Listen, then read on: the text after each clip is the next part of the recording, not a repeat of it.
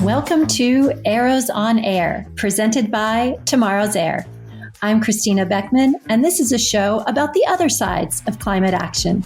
Here we learn from the fascinating experiences of adventurers, artists, storytellers, and scientists who help show us not only the how of climate action, but also why it's worth the effort. Hello and welcome. Today I'm talking with Dr. Milena Nikolova, a leading expert in applying insights about human behavior to solutions in sustainability and travel, based in Bulgaria. I've known Milena professionally for many years and was keen to chat with her about the recent turn her work has taken to focus more routinely on climate and sustainable tourism. Milena uses her background in human behavior to come up with ideas, actions, and tools for tourism designers, helping them to make their travel products more sustainable by design. She consults with national governments and companies and has worked in more than 30 countries across 4 continents. Milena began her career at a time when Bulgaria was transitioning from a socialist economy to a market economy.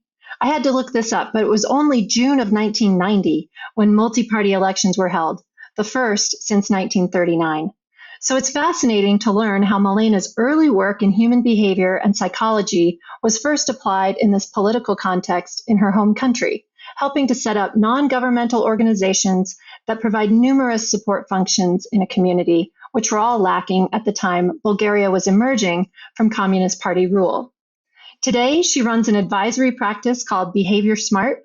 She holds a PhD in business with a focus on consumer behavior and sustainable tourism from the George Washington University School of Business, and she's the author of 2 books. One is titled Behavioral Economics for Tourism, and the other, focused on the startup ecosystem in the Balkans, is titled Entrepreneurial Ecosystems in Unexpected Places, examining the success factors of regional entrepreneurship. As Milena shares about her work and career trajectory, I notice a certain pattern, which is a fearlessness and willingness to be a part of the first laying down of new systems. In her early career, it was helping develop new social enterprises, while today it's helping establish new norms in developing and communicating about tourism. With her academic bearing, she has a way of making everything sound very routine and expected. But really, her work is charting a new course in tourism development and marketing. Maybe after listening to her in this conversation, you'll find yourself reading travel ads differently, and maybe even noticing your own decision-making process when you travel in a way you hadn't thought of before. We discussed the burgeoning trend of carbon labeling in travel and how we can use social media as a tool to normalize sustainability, as well as her early fascination with 80s hair metal bands like Guns N' Roses, Cinderella, Skid Row, and what life is like today in a busy household with 3 children. I hope you enjoy this conversation. Milena, welcome to Arrows on Air. Thank you so much for being on the show. Thank you for having me. I'm super excited and look forward to diving in. I think it's been like we've known each other how many years, if I think back to this? Probably more than 10, at least 10. At least 10. And actually, I've known of you since my GW years, which is really, really a long time ago. Right. When you did your, So let's talk. I mean, I'll do your bio at the beginning. We'll record that, but a little bit of your background, maybe. You're from Bulgaria, but you have studied all over the world. You did a PhD in Washington, D.C. Share a little bit about your background. My background mixes several knowledge domains, which have brought me to where I am today. So I'm going to start at the very beginning. Well, not the very beginning, but the first area of education which I chose, and that's human behavior, human psychology. My undergrad and grad degrees are in psychology. I focused more on social group psychology. So I had the opportunity while still being at university to actually see how psychologists were using knowledge in an applied hands-on way. That at the time, that was in an area which is different from what I do today. It was in the area of opening up the NGO sector in Bulgaria, which is home to me. At the time, it was this interesting time of making a transition from the socialist years in its past and towards a democracy and a market economy. And part of that was establishing an NGO sector. We didn't have one before that. So a lot of psychologists were actually employed in helping these new NGO leaders build understanding first of the role of a third sector in an open democratic society, but also in building the skills, the communication styles, the public-private dialogue. So starting from scratch, that's such a wild thing to imagine. So you're living in a country that's socialist, then the government changes, then there's this new vision, we're going to become a democracy, and you realize that you don't have a civil sector. Like, give me an example of some of the NGOs, non-governmental organizations that were being stood up at that time. Well, everything that you in a regular society, normal society, would be a theme that NGOs are active in. So, from environment protection, nature protection, which was new as a concept at the time, to what year is this? Women's. So my first job while I was still at university was in 1998. Mm-hmm. So this is, I worked for this program, which, by the way, was actually with funding from the U.S. government under the United States Agency for International Development. Mm-hmm. And a lot of American and other international experts were supporting the efforts at the time, sharing best practices from all over the world and obviously from the US. And so, yes, areas such as environment protection, women's rights, protection of children, protecting the interest of, again, a young and inexperienced private sector, everything that you can think of, which was all of this was very new for us. So because you just became a democracy in 1990. It was, yes. 1989 was the year when the Berlin Wall fell, and that sort of triggered the domino effect for all Eastern European countries where the socialist regimes fell down. Fascinating. And because it's such a, it's really strange to think about this, but you suddenly have to adopt new models of behavior and new ways of thinking. And that's why so many experts who knew human behavior, who knew how you change perceptions, how you can support people in transforming their own perception for roles in society, were employed in this. So I think that this is probably one of the milestone periods for me, because while I was studying psychology and learning about the different theories and models and so on, I was actually observing how psychologists were using that knowledge in practical context to make a huge difference that would have very serious implications for how a society develops. So I think that, to a large shaped my interest later to find exciting ways to employ that knowledge in a practical context. Mm-hmm. Wow. So I did not know that, actually, about your background. So that's very interesting. So now you work in applying these psychological concepts, behavioral science, in the travel space. So understanding how people make travel decisions. And you've advised many, many different types of businesses and governments using this. Can you give us a couple examples of projects you've worked on with this unusual strain of applied psychology? Absolutely. So there's a couple of projects that I'll mention. One is a program in which we are currently involved, and that's with the Finnish tourism authorities.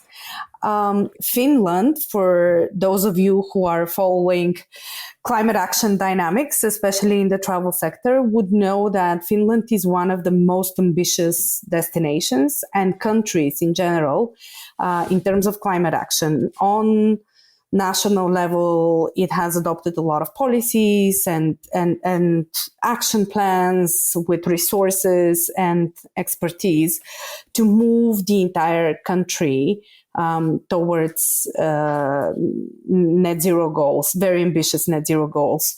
Within that ecosystem, in the local society or economy, tourism is also quite active. So the tourism sector has also set very ambitious goals, and a lot of companies as well as regional and local DMOs are very actively working towards them.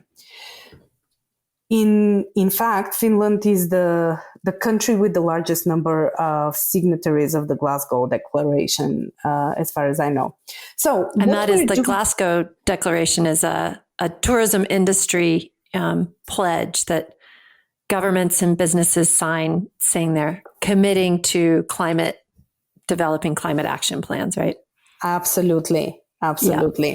And one of the things that I was really impressed with is that when companies and DMOs in Finland sign the Glasgow Declaration, they really are committing seriously. So they study the declaration, they're very clear on the commitments, and they only sign when they're really certain that they are capable of making the effort. So this is something that is very Finnish, and that really comes to show that the local sector is committed. But what we're doing for them with them is actually quite interesting and a good example of how you can smartly apply knowledge about human behavior. So one of the things that we know about human behavior from behavioral sciences, specifically in the context of travel, of leisure travel, is that a lot of the decisions that we make along the holiday journey are in automatic mode. We don't really think about them that much, whether you're going to reuse your towel or not reuse your towel, whether you're going to drink out of a plastic bottle or a reusable bottle. These are all small elements that we often don't really think about because they're not the significant contributors to our experience. And we are traveling to maximize the quality of the experience, to learn more, to get more out of the local culture, out of the local food, out of the local nature, and really go home with the best possible memories. So we don't often pay attention to these small things, but it's those small things that we don't really mindfully think about that end up contributing to the footprint, the undesired footprint, accumulation to waste, carbon footprint, lower local spend than desired, and so on and so forth. And so in the context of Finland, we're focusing specifically on carbon footprint. And what we're doing is we are actually looking at the entire supply chain, and we are finding these easy opportunities to switch around options in a way that makes net zero options or the lowest carbon footprint option the default option. Milena, I love it so much because I think people really focus on flights as of course, flights are a huge contributor. And there are all these other steps along the path that could also be shaped. So sometimes people throw up their hands and are like, I can't do anything. I think there are folks out there I know who say, I can't control the emissions when I travel, and the flight emissions are so much, and therefore I'm not going to travel anymore. I'm being a good citizen now because I'm not flying anywhere. Yeah. And yet there are all these other increments along the way that can reduce your footprint, like you say, these little things that we do automatically. So that's really interesting. So in Finland, you're trying to unpack the whole flow. It sounds like, did you do some like experience mapping where you lay out every step? So what we did is we worked with the signatories, the local signatories, and we actually started mapping the points, what we refer to as the choice points, the points at which travelers make choices which come with different carbon footprint. And so we were able to identify these choice points in order to see where can we easily switch to zero carbon or low carbon option. So it's simple things such as providing instructions to your restaurant that are walking only, or walking and then public transportation only, or with the local bicycle rental service or something like that. So simply flipping around, putting emphasis on the local and the vegetarian options, which increases the likelihood that people will actually go for them. Simple things, which, as you point out, yes, we cannot immediately change the footprint of flying, but there's so many other things that we can change that contribute to the net zero journey. Fine, they don't solve the whole thing, but they give us a few percentages. And especially given that this behavior change is very, very easy, it's low effort, it's low investment, it really feels like the smart start we should all be embarking on while we look for these more complex and expensive solutions, which will be required with the aviation, with infrastructure, with buildings, and so on. It's really exciting. And is part of that, I'm imagining that it would be interesting to be able to say to somebody or have some of that visible when they're making a choice that's like, walk to the restaurant, 0 kgs, public transport to the restaurant, 10 kgs. But of course, the data gathering and the presentation of that is probably, anyway, you tell me. You're probably not doing that, though, are you? We actually sometimes do compare and do use this slight gamification in order to say, okay, walking from here to this attraction will give you, as you said, this is zero. This comes with a zero footprint, and this comes with a low carbon footprint, but still some. And then, if you rent a car or jump in a taxi, then this is a really high footprint option. We also sometimes compare costs when we know that people might also look at costs. So obviously walking is €0 or $0. Taking the public transport could be several euros, several dollars, and then taking a taxi can be much higher, comes with the much higher cost. We also sometimes use steps. All of us, I think, or most of us probably listening to this are making an effort to put in their 10,000 steps every day. So we sometimes use that as a gamification, saying, okay, if you take a taxi, it's really 525 steps. If you take public transportation, you're probably going to get them to 2,500. But if you walk, you're actually going to put in, 8,000 steps. So, I mean, we're doing these small, funny, entertaining hooks. We're using them in order to get people to mindfully select the more sustainable, the climate friendliest option, when we know that they're paying attention to this and they're really mindfully deciding. But in the cases when we know people actually don't care about that specific choice, such as whether you're going to use or reuse your towel or not, then we simply set the default option. We set the desired option, the lowest carbon option or the net zero option. We set it as default. And I think that this is important first because we know from behavioral science that what you set as a default will end up being the choice of the majority without really making a huge difference to them. And the second is that it also is a declaration of values. If you claim that you're really actively pursuing net zero goals, then this should be demonstrated with design decisions such as that everywhere where you can, you just set the default option to net zero or to the lowest possible carbon footprint option. So this is why this is actually an exciting project that demonstrates how we creatively try to find solutions based on what we know from behavioral science.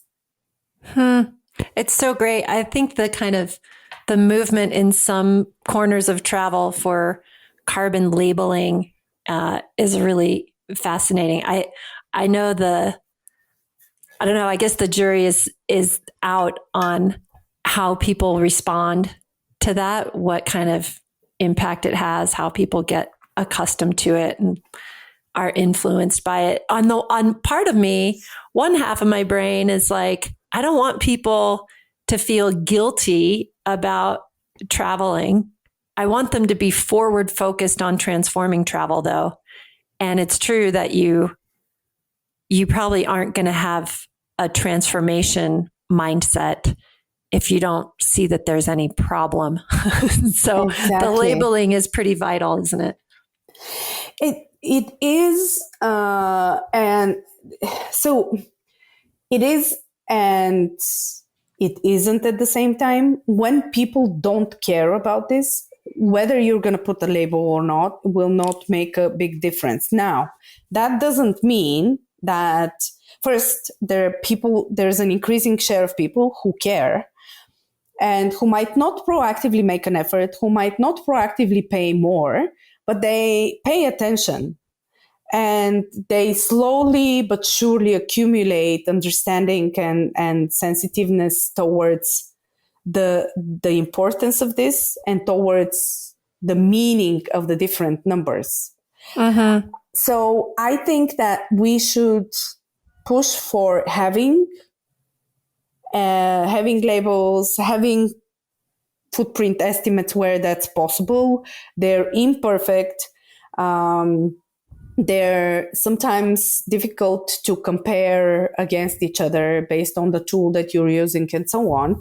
But the more we make them present, the more we normalize this as a factor that should be influencing our decisions and that should be a signal for quality eventually. I think that at one point, just like we very quickly adopted the thinking that if a service provider in travel takes care about our health and meets the highest health standard, that's part of the quality of the service. I think that eventually we will move to a reality where if you meet sustainability standards, that's part of the quality perception. So I think that our effort to normalize sustainability and carbon footprint considerations should require that we find ways to make that visible as often as possible. Yeah, you mentioned signaling, and that made me think about social media and the way that how useful social media can be in mainstreaming these kinds of behaviors and ways of thinking. How do you incorporate social media, or what's your perspective on? I know we were also, before we started recording, we were talking about a recent conference panel that you were part of. It was all about tourists misbehaving. And anyway, I think social has this, when it comes to travel behaviors, such a bright side and a dark side, right? Exactly. I think that just like many significant phenomena which have changed dynamics in societies and economies in some ways, and different media with their popularization have been such. We're going through a love-hate relationship with social media, and of course there's many damaging dynamics that have been scaled and fueled by the rise of social media and digital media channels. There's no question about that. But I think that if we are to be smart about it, we need to sit down and really understand the aspects that produce these undesired effects. And as travel professionals, as a travel sector, to find ways to alter them, to work together, to actually shift the patterns so that we can extract the maximum from the positive aspects, and then to actually find ways to suppress or disincentivize the use of or the usage models that lead to these undesired effects. So simply criticizing and bashing social media will not lead anywhere, because it is now fact of modern life. So we should find ways to make this more of a love relationship rather than hate relationship, instead of hoping that it will somehow disappear and go away, because it's not going to happen. And it's also such an important medium that shapes the realities and is really part of the reality of entire generations. And these generations are already starting to form significant segments in the travel market. So it's important to sit down and find strategic and smart ways to work with social media systems in a way that's going to support our goals. Yeah. I mean, so like in the Finnish example, does the project like that have a social component? Does it extend to that, or maybe it would in the future? Absolutely, because the way that we generally approach very often in our projects, including the one in Finland, the way that we approach behavior change in the context of sustainability or climate action is that we generally seek to alter choices or to influence the decision making of travelers through two groups of techniques. One is when we are dealing with these automated or semi-automated choices. We look to use either default options or other ways to make what we think or what we know from sustainability is the right decision or the most desired decision from a carbon footprint perspective. So the easier we make it, the more likely is it that a decision maker in automated mode will actually go for that. Now, when we are looking at a decision which is actually more mindful and more engaging, for example, what food to eat, what experiences to book for the weekend or for a certain visit, and so on. In those cases, we seek or use behavior change techniques to make sustainability appealing, to make the sustainable choice also an appealing choice. This is where social media and generally digital communication channels are extremely powerful, because they can shape decisions and influence decisions on the go. People look at their phones, they do searches while they're at the destination, they compare options. And so if you frame for example, if you feed travelers with the idea that they can walk to that attraction, and actually the walk from here, from their hotel to the restaurant or the attraction, is in itself an attractive experience, they're going to go for it because they are there to maximize the experience. They go for everything that feels appealing. And that's when social media and generally travel tech services can be extremely, extremely powerful. Mm-hmm. Yeah. I mean, we've talked about in our, Tomorrow's Air vision, we see that right now we are engaging early adopters, and it's an added on thing for a business to include carbon removal contributions or for an individual. And, the way that you really get really mass impact is when it is just the default for all travel. Absolutely.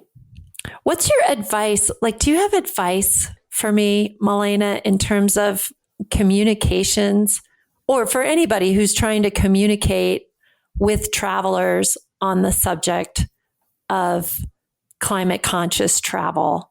I think that my advice is first, my advice is to understand that when we go on holidays, we release behavioral controls. So the same way that we release behavioral controls. We do. Milena, you are so perfect. What happens in Vegas stays in Vegas. It is like that. So imagine you're going on holiday in, I don't know, southern France, and you're biking through different rural areas and wineries and so on. Are you going to stick to the rule of drinking a glass of wine only on Friday evening and Saturday evening? No, you're not going to.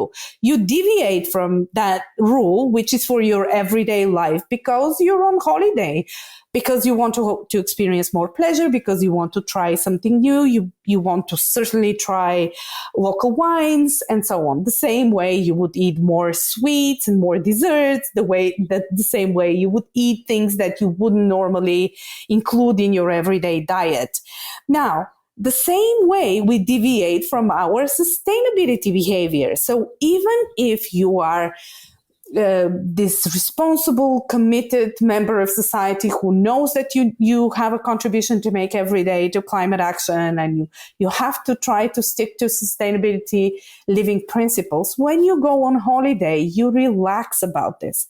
So we have to understand that simply educating and providing information is not going to work.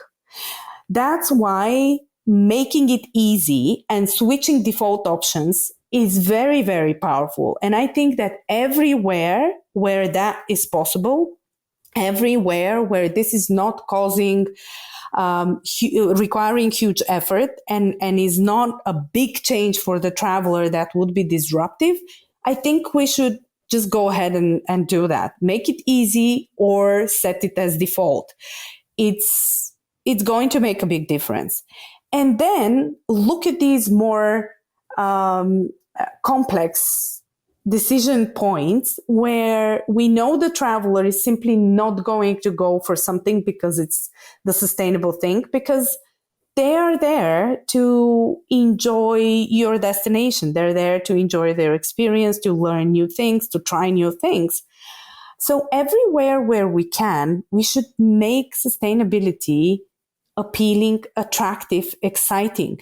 And there's actually a lot of opportunities to do that in a way that will leave the traveler satisfied and will keep the carbon footprint at its lowest possible levels. That doesn't mean that we're going to cover the whole climate action journey that we have, but we have to be realistic that there's certain changes that first are relatively easy, and others are simply driven by what we know. We work best from the perception or from the mind and heart, from the point of view of the mind and heart of the traveler who is driving the decision. So to me, that's probably the biggest advice, to try to understand that simply educating is not going to solve the problem, and try to make low carbon options default or easy everywhere where possible. And where that's not possible, to simply make it appealing and exciting. There's been a number of articles, I think, recently in sort of the popular travel press around sustainable travel. I'm wonder, do you know of any, maybe this is something we work on, but what's the best resource for traveling climate conscious or low carbon? If you're a traveler, is there like is there a place to think about this, like that deconstructs transportation, food? Because there are all these little decisions, right? Like choose an e-bike, anyway, I don't know of any like great place to refer people. There was a nice article recently that Julie Kinsman wrote, but I don't, what are your thoughts there? I know of different tools and solutions that cover the different components along the traveler journey, but I don't think that there's one that actually tracks the entire journey for you from the perspective of the traveler. I know there's some solutions that help, for example, a tour operator sort of, or even just like a book, that would be like a guidebook, the Climate Conscious Traveler Guidebook. No, I know that there's many, as you mentioned, there's many publications like the 10 things you can do to keep your carbon footprint under control, things like that. But I don't think that I haven't come across a solution that actually gives you this experience-based or journey level estimate that allows you to make decisions at different at the different episodes of your trip based on the carbon footprint. But this goes back to what you and I were talking about a moment ago, that this is where the responsibility of the different stakeholders or players in the travel ecosystem comes, and the responsibility of showing and constantly keeping carbon footprint top of mind. Because if you go to the restaurant and on the menu you see that in addition to calories and ingredients you see the carbon footprint of every meal, then that sticks in your mind.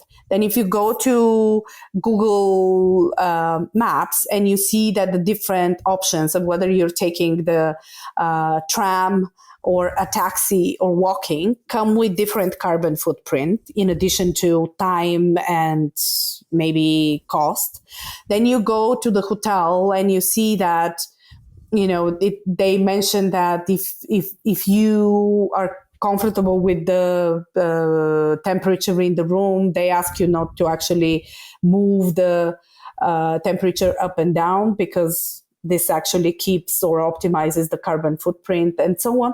Then that stays in your mind. And in a few years, or actually sooner rather than later, we will have an increasing share of travelers who perceive carbon footprint as permanently present throughout their experience, and something that they should pay attention to, something that they understand, something that they can influence, because it is constantly present, and they understand that different meals, different transport options, different accommodation options come with different carbon footprint. So I think that's where we sort of circle back to that topic about signaling and communicating all the time, even if the tools that we use are not always perfect and not always comparable to each other. On a personal note, Milena, I'm learning. I feel like I'm a little embarrassed because I've known you a long time, but I'm learning in this conversation. And I wanted to ask you some personal questions like, absolutely. What's your family life like? Do you cook? What's it like in your household? I know you have kids. Tell us a little bit about your life. Yes, I have 3 kids. And I think the first word that comes as an answer to this question is noisy. My life is noisy. Which is funny because you're so like intellectual and thoughtful and measured. And then on the back end, it's not like that at all.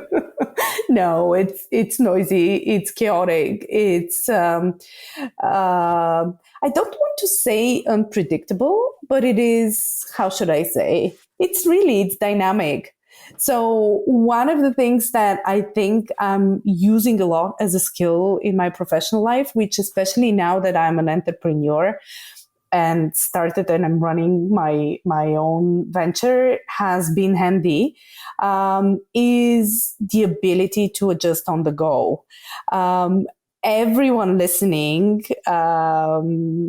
having had or currently having a young child or young children would know that you just don't know whether on Wednesday morning you're not waking up with a child with fever and suddenly your calendar goes upside down and you have to figure out things on the go. You have to either call in for help or somehow balance between the engagements that must stay and must be completed today and the ones that perhaps could be pushed around and reorganized and so on. So that ability to stay calm, accept that life is life and that you still can make the best out of it and you can still have fun along the way. I think having fun is super important, both as a parent and as an entrepreneur, as a profession, because this is what keeps you sane.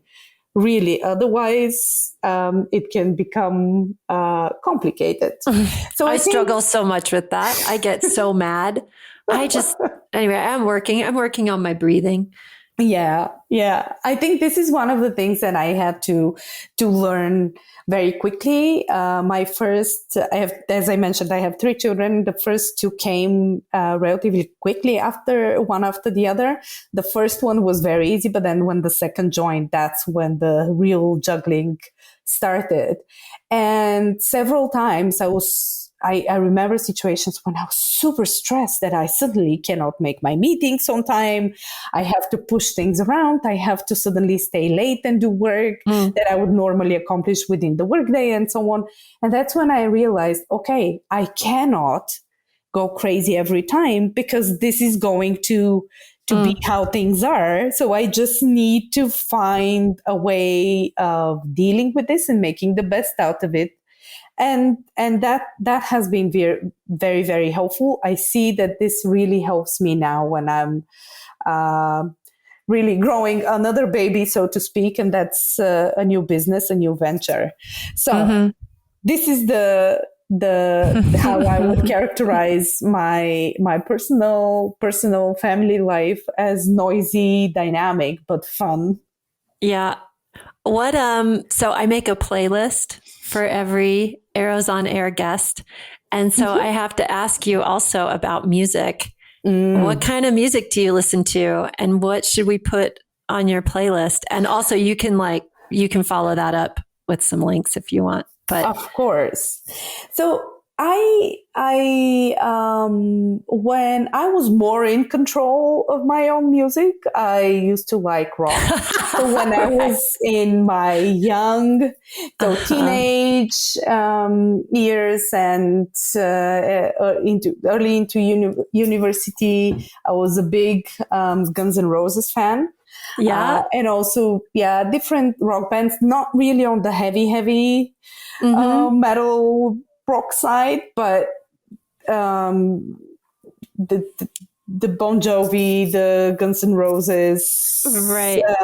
Skid Row, Cinderella. These group really, really. This was a great passion. Now, today, to be honest, I usually listen music while also doing something else. So that means that I need music, or I find myself going for music that allows me to stay in good mood while also being focused or being able to write, read, and so on. So I more often during the day, I would listen to light jazz.